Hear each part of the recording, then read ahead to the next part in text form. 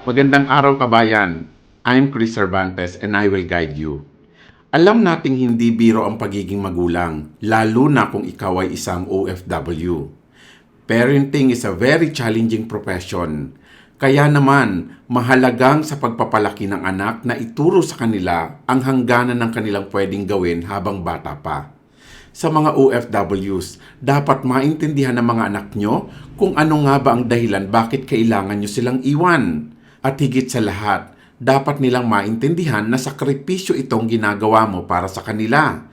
Kasi kung sakripisyo ito para sa iyo, magandang tanungin sila, ano bang sakripisyo ang pwede niyong gawin para isang araw magkasama-sama na tayo for good? Importante na alam ng isang bata habang lumalaki ang kanilang limitasyon sa iba't ibang bagay, tulad ng oras ng pagtulog, paggawa ng mga assignments, paglalaro, panonood ng telebisyon at pagkain. Ilan lamang yan sa mga basics na kailangan nilang matutunan bago pa man sila turuan tungkol sa pera. Mahalaga na maging responsable sila sa kanilang mga sarili sa murang edad pa lamang upang ikaw bilang magulang ay maging kampante kahit papano. Ang sabi nga ng Biblia, isang biyayang kaloob ng Diyos ang mga anak. Ngunit ang tanong, ano ba ang dapat nating gawin sa mga biyayang ito? Kaya nga nararapat na sundin natin ang matalinong payo ni Solomon na hubugin sila sa tamang pamamaraan. Ngunit ano nga ba ang right and appropriate ways sa pagpapalaki ng mga anak lalo na kung gusto mong matuto sila ng mahusay sa pag-handle ng finances? Bilang isang magulang, gusto mo ang pinaka-the best para sa iyong mga anak. Hindi ibig sabihin nito na ibibigay mo sa kanila ang lahat ng luho mula sa magagarang damit, mga pinakabagong laruan o pinaka-cool na mga gadgets. Walang mali na bigyan sila ng mga bagay na nagdudulot sa kanila ng kasiyahan. Pero alam naman natin na lahat ng sobra ay masama. Kaya naman, huwag nating sasanayin ang ating mga anak sa puro material na bagay, lalo na kapag sila'y nagpupumilit.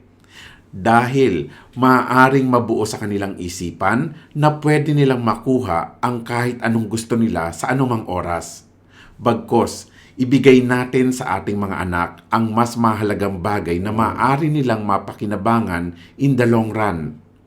As a responsible parent, obligasyon mong maglagay sa kanila ng isang pundasyon na patuloy nilang ibibuild habang sila'y lumalaki.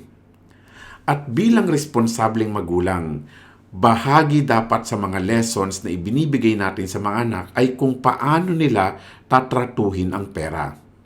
Without a working knowledge of money, it is extraordinarily difficult to do well in life dahil halos lahat ng bagay sa mundo ay involve ang pera. Gayunpaman, maraming mga magulang ang hindi itinuturo sa kanilang mga anak ang pagkakaroon ng kaalaman sa pananalapi. Malamang ang reason dito ay dahil sila mismo ay hirap silang intindihin ito. Ayon pa nga sa 11th Annual Parents, Kids and Money Survey, halos kalahati ng mga magulang ang nagsasabing hindi nila nagagampanan ang pagtuturo sa kanilang mga anak tungkol sa pananalapi.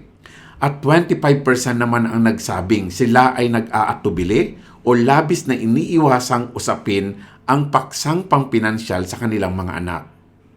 Pero alam niyo po ba, ang amazing dito, lumalabas din sa survey na kalahati sa mga batang sinuri ay nagsasabing sila'y desididong matuto ng money lessons mula sa kanilang mga magulang. Kahit pa hindi pa ikaw mismo ang magturo sa kanila neto, they will eventually learn lessons about money one way or another. Pero siyempre, mas mainam pa rin kung sa'yo sila matututo tungkol sa sensitive na bagay na ito. Narito ang ilan sa mga pamamaraan kung paano mo ito pwedeng gawin ayon sa Forbes.com. Una, start with the basics at young age. The earlier start a child's financial education process, the better. Lessons should begin before age 7 because research shows that money habits and attitudes are already formed by then. You should introduce your children to coins and cash once they are old enough to understand the importance of this. Ipaliwanag ang konsepto ng pera at kung paano ito ginagamit. Ang pagpapakita sa kanila kung paano gumagana ang pera ay talagang napaka-epektibo. Ipakita mo rin kung paano gumagana ang mga transaction using cash. Gayun din, ipaliwanag sa kanila ang gamit ng debit or credit card na ito ay katumbas pa rin ng pera na iyong ginagamit upang bumili. Ikalawa, instill a habit of saving. Give your children a piggy bank or a savings jar where they can deposit coins or cash to help them develop the habit of saving. Then, to encourage your children, use short, simple messages like, "Saving is a great habit. I love to save." And, "It feels good to save money and build my future." Ikatlo, create opportunities to earn money. Ang mga bata ay kailangan magkaroon din ng kanilang sariling pera para matutunan nila kung paano gumagawa ng mga desisyon tungkol sa paggamit nito. One good example ay ang pagkakaroon nila ng allowance. Pwede mo din bigyan sila ng mga assigned tasks sa mga gawaing bahay bago nila makuha ang kanilang allowance. Ikaapat, help kids learn to make smart spending decisions. You can use an allowance system to teach them how to live on a budget. Teach them to track how much they have coming in and going out and how much they're saving. You can use pen and paper if they are into writing and designing. Or you can use Excel spreadsheet or even budgeting apps. Dahil alam naman natin na mga bata ngayon ay digital natives, mas komportable sa kanila ang mga gadgets. Turuan ng iyong mga anak na ang paggastos ay hindi laging tungkol sa pagbili ng mga bagay na gusto nila. Dapat nilang malaman na gagastos sila ng pera sa mga bagay na kailangan lang nila kapag sila ay nasa tamang edad na. Ikalima, teach your kids how their money can grow. Ang pagtitipid ng pera ay isang magandang kaugalian. Ngunit kung nais mong malaman ng iyong mga anak kung paano makakapag-build ng wealth, turuan mo sila tungkol sa investing. If you don't understand investing well, you could give your kids books that explain how it works. Marami diyang easy to understand books from well-known and reputable authors. Isama mo na rin yung sa akin. And finally, last tip is to model good financial behavior. The way you discuss and handle money when you're around your kids is just as important as the lessons you teach them about money. You're sending mixed messages if you complain about having to spend too much on certain things and then take your kids on a shopping spree. Make sure you model the money-related behaviors you want your children to emulate. Aminado ang ilan sa atin na hindi na-emphasize ng gusto ng ating mga magulang ang important lessons ng kanilang kailangang matutunan. Sabi nga ni Bill Gates, "If you are born poor, it's not your mistake. But if you die poor, it's your mistake." Ngunit hindi ito nangangahulugan na sisisihin natin ang ating mga magulang na hindi tayo pinanganak with a silver spoon.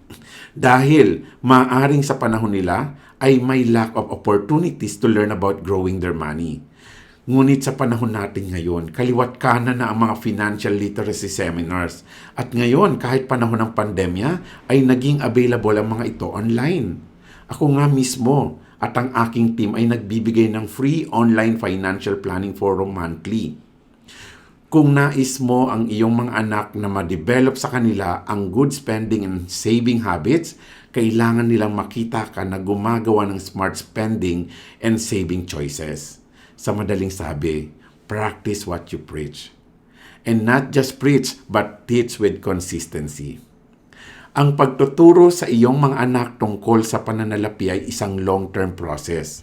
Ngunit kung magsusumikap ka at patuloy sa pag-communicate ng clear message about money, you will instill good money habits to them na madadala nila hanggang sa pagtanda. They will even thank you for doing so at maaari pa nilang maipasa ang magandang kaugaliang ito for the next generations to come. Ang sarap mag-iwan ng ganyang legacy, hindi ba? So kung sa tingin mo nakatulong kami sa inyo, please don't hesitate to message me and I'm willing to sit down with you and help you upang magkaroon ng isang planadong buhay. Hanggang sa muli kabayan, muli ako si Chris Cervantes, nagpapaalalang matiwasay ang buhay kung parating may gabay. That's why I'm here, guiding you.